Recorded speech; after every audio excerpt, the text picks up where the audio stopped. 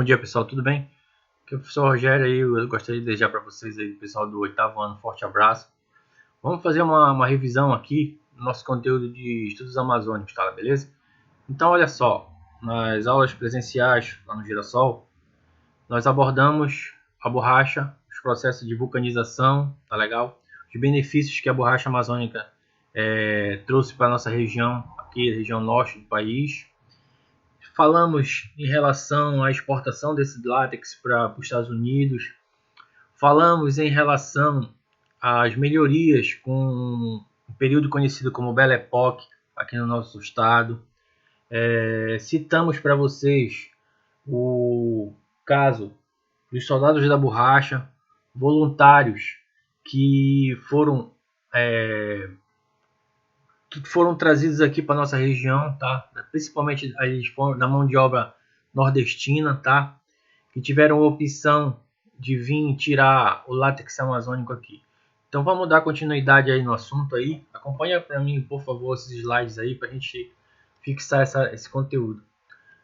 No segundo slide, o título dele fala assim, ó, os caminhos da borracha.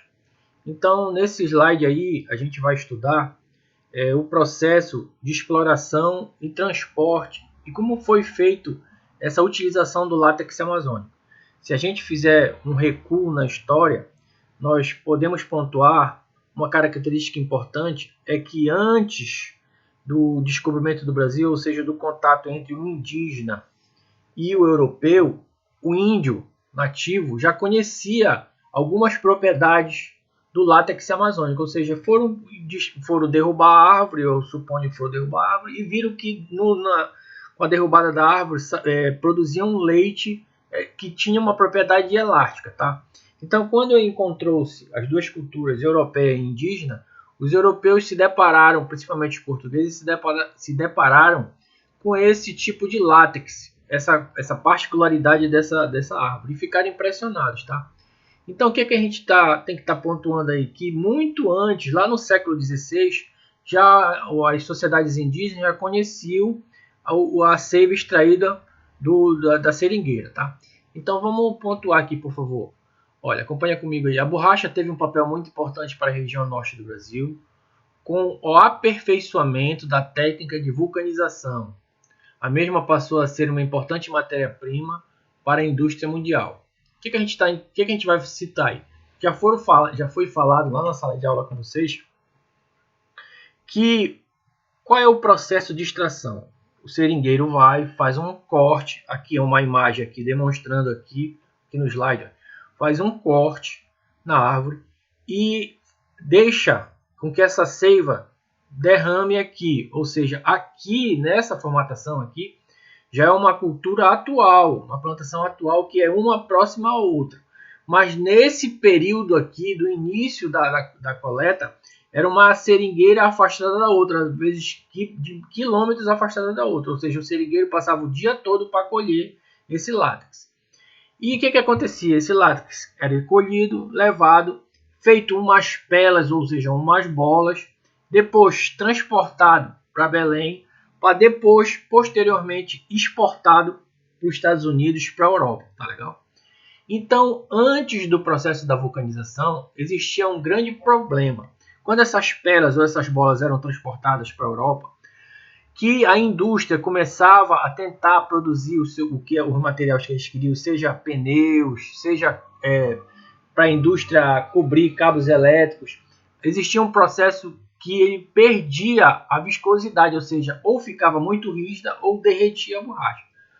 O Charles Goodyear, um cara que apareceu e conseguiu fazer esse processo de vulcanização, ou seja, estudando, ele adicionou enxofre a essa liga de borracha, ele fez um processo chamado vulcanização, ou seja, ele fez com que ela se tornasse mais maleável e extremamente produtiva para a indústria da época, ou seja, houve uma melhoria consideravelmente da matéria-prima, tá? Então, após a técnica de vulcanização, houve uma melhoria significativa da indústria para a utilização da borracha amazônica. O segundo tópico aqui, ó, o látex amazônico atraiu para a região muitos imigrantes, principalmente nordestinos, todo mundo já está se lembrando. O crescimento econômico e populacional atraiu também a indústria para a Amazônia, tá? E aconteceu também que com esse boom da borracha amazônica vieram bancos ingleses, franceses, americanos, tá legal?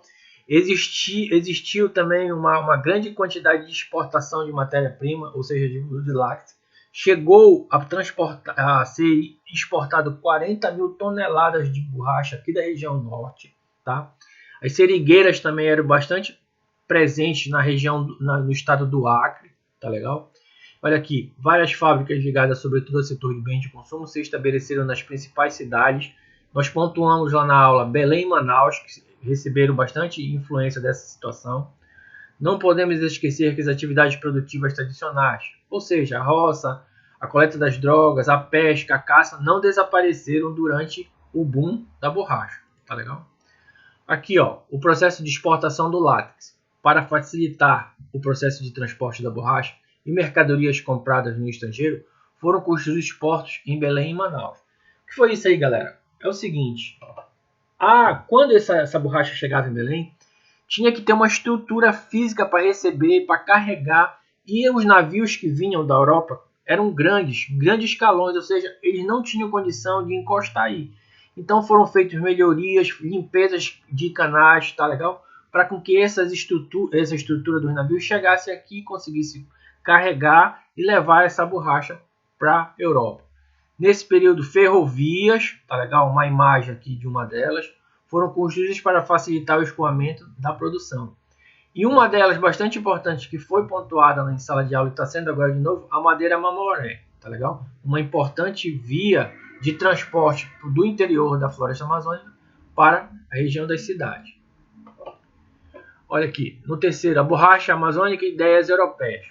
Vamos ler aqui. O período de intensa exploração da borracha foi marcado por grandes transformações nas principais cidades amazônicas. Isso é um dos pontos que a gente tem que entender.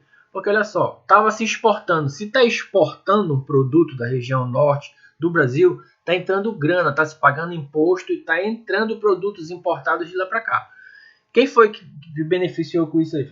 Os grandes proprietários, os grandes compradores, ou seja, os atravessadores.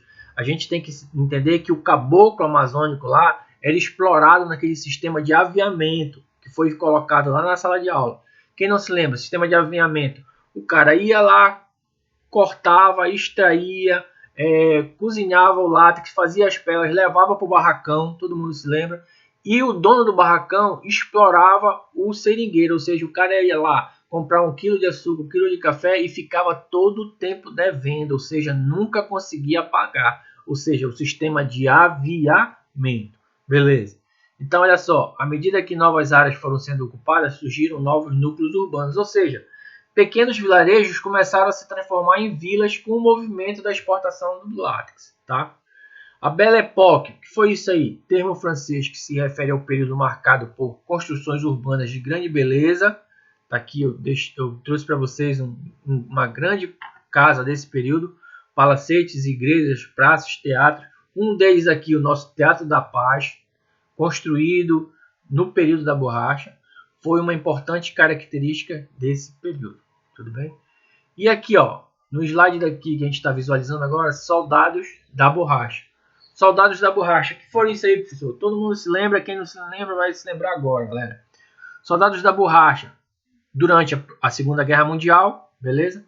O Brasil foi fornecedor para os aliados de matéria-prima, entre elas o látex amazônico, tranquilo? E havia necessidade de pessoas para extrair essa borracha. Não era 1 quilo nem 2 quilos, eram milhares de toneladas que teriam que ser transportadas, teriam que fornecer para os Estados Unidos para fazer, entre outras coisas, pneus para transportes militares do período lá, no caso dos americanos, tá? Beleza? Mão de obra dessa galera aí, nordestinos, tá legal? Nordestinos. Os caras eram recrutados. Eles tinham 2 opções. Qual era a opção, Rogério? Ou vir para cá, para a região norte, e ficar aqui na região norte, no caso da Floresta Amazônica, e fazer um treinamento relâmpago e aprender como era retirado esse látex amazônico, ou ia enfrentar os alemães lá no Monte Castelo, lá na Itália, ou seja, entrar em guerra mesmo, disputar na bala lá a sua vida. Muitos deles fizeram a primeira opção, vieram para cá, tá? Muitos perderam sua vida porque animais peçonhentos, muitos perderam a vida porque sofreram de malária, tá? Alguns foram esquecidos na sua grande maioria pelo governo federal, tá? Hoje em dia há ainda pessoas que foram soldados da borracha que recebem um salário mínimo, tá? Depois de muita batalha foram reconhecidos pelo governo e recebem um salário mínimo por mês, ou seja, foram aposentados.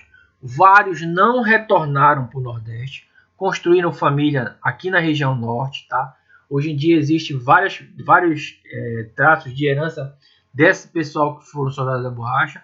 E é isso aí, galera. Olha só. Os continentes, o que é o contingente? O número de soldados da borracha é calculado em mais de 55 mil pessoas, sendo que na grande maioria eram nordestinos, tá legal? Os caras recebiam um kit básico que continha chapéu, mochila e já eram levados para extrair o látex. A verdade é que esses soldados tinham duas opções que eu acabei de falar para vocês. Galera, é isso aí, tá? Eu espero que a videoaula com esses slides aí que a gente produziu aí tenha servido, tenha ajudado a vocês aí, beleza? E vamos para frente, que daqui a pouco a gente está junto aí, se Deus quiser. Eu acho que nas próximas videoaulas de estudos amazônicos já vou colocar conteúdo novo para vocês, beleza? Um forte abraço para vocês aí.